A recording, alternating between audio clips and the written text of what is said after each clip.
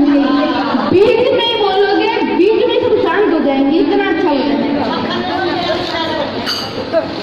तो बात इस समय की है कि जब नरसी की बेटी हरनंदी की लड़की की शादी होती है, तो हरनंदी को उसके सास और ससुर और उसकी ननद बहुत ताने मारती और परेशान करती है।